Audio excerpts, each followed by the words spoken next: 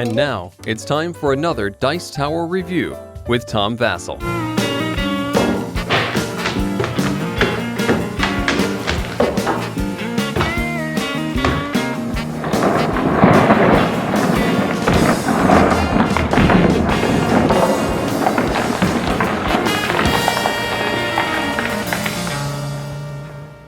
"1969 was very exciting when I got this one in the mail because there's several reasons. One, Cranio Creations has done some games I really enjoy. I love Horse Fever. I really enjoy Dungeon Fighter. My daughter also likes that. I love their silliness, but at the same time, just really fun games to play. But I also thought it was great because this is a theme that's great. You know, it's not so much the fact that it's a space theme that's neat, but it's about the rocket launching program in 1969 went the first man to the moon, and that's a great theme for a game. And so I was very pumped about that. When I looked at the board, and I'll show you that in just a moment, it was just spectacular. Very excited to look at that. Very excited to play this game. So let's take a look at it and see if it lived up to my expectations. Here's the board for the game, and you can see, like I said, it's a really spectacular board. At the top, you see the mission to the moon and back, and there's other different missions that you can take. Down here is where you can hire scientists that are represented by little cubes. I didn't put all the scientists on there because I want to show you the pictures. Behind them, it's nice theming there, even though you're using cubes. And for some reason, these scientists look like a wrestling team.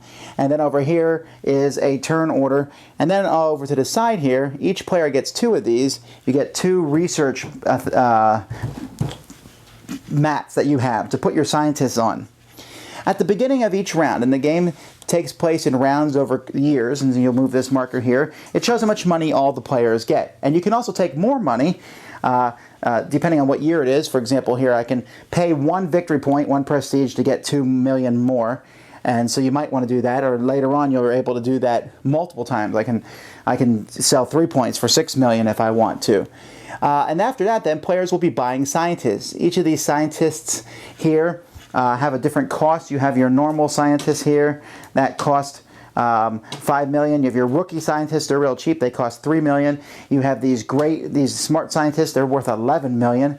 And then you have the prestigious ones. These are worth points at the end of the game. They're the same as a regular one, but you get points for owning them. These guys are the same as a regular scientist, but you lose points for owning them at the end of the game.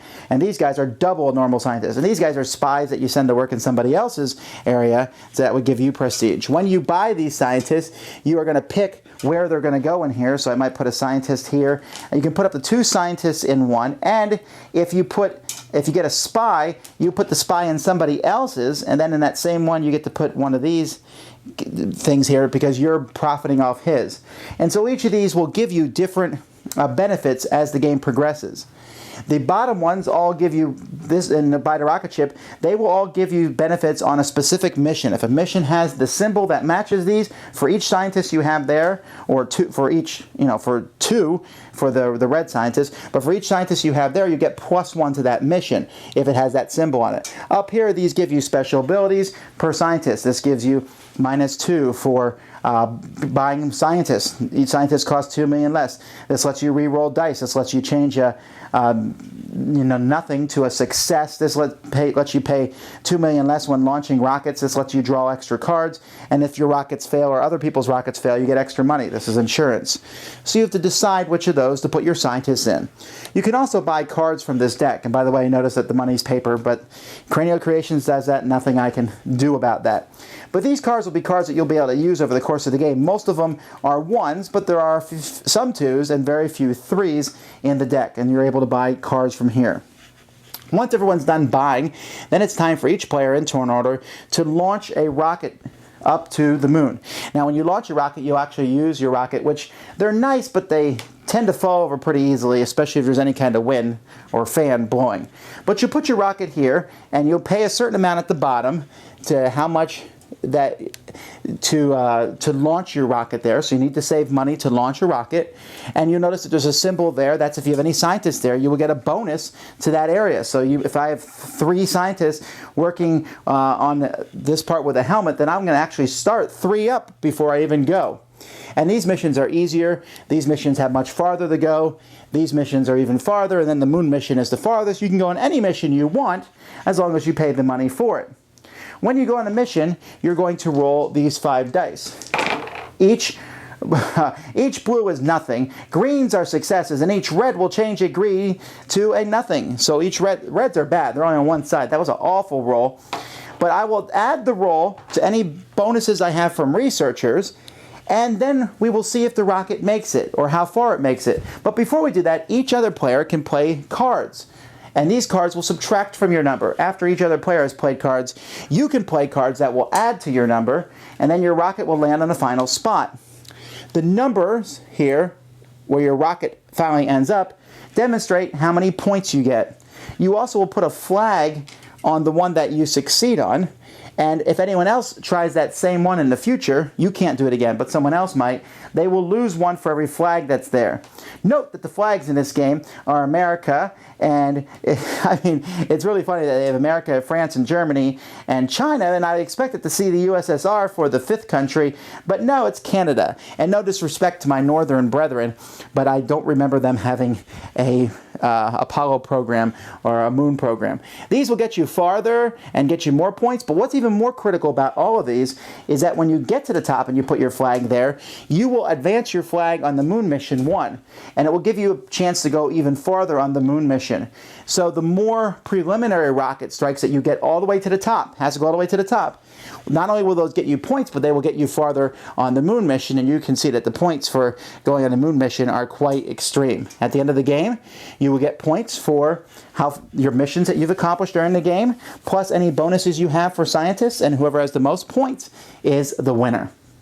Wow, there's so much here that just is neat. I like the Behind the Scientists. It can be a tough choice. Should I buy Rookie Scientists because they're so cheap? I can get a lot of them. I get all these special abilities going, but I'm going to pay for it at the end of the game, and maybe that's not a big deal. Which special ability should I buy first? Should I buy the lower price of more scientists that let me buy more of those quicker? Or should I buy the ones that let me re-roll the dice so that I can have a better chance of success on the rocket trips? What am I going to do? Which missions will I go first? Because if I go on a mission before other people do, they're going to be -1 when they go on that mission. At the same time, should I stay and do more of the shorter missions so that they're easier to accomplish, so that helps my moon mission out? So that all works well. The whole game works really well, and it's smooth, and the game is fun. But I'm getting rid of mine, and I'll tell you why. There's a couple things. But it all comes down to one thing. The replayability is not there. I enjoy it, it's interesting, and maybe the replayability would be there for some people. But for me, this game is going to feel, well, it felt samey in the games I played, but it's going to continue to feel samey because I sit down and say, what am I going to do differently in the next game? And the answer is this: nothing. By the end of the game, you do most of the technologies. So the game isn't about which ones you're going to take and which ones you're not. It's basically what's the order you're going to take them in, which isn't as critical as you think. Point scores are so close. It's almost like the game artificially forces the thing to be close. And like the moon mission, the first time I played, I said, okay, I'm going all out for that moon mission. I'll do lots of short missions and when I went to do the final moon mission, I did a little bit better than I would have done had I not done those, and I get a little bit more points, and I had lost those points by doing smaller missions. It doesn't seem like there's any advantage to doing any one thing over anything else. Wherever you do stuff, the points come out to be the same. And that's problematic, because that means that the game is fun and you're doing all these cool things, and in the long run, it doesn't really matter. If you play horribly, you can.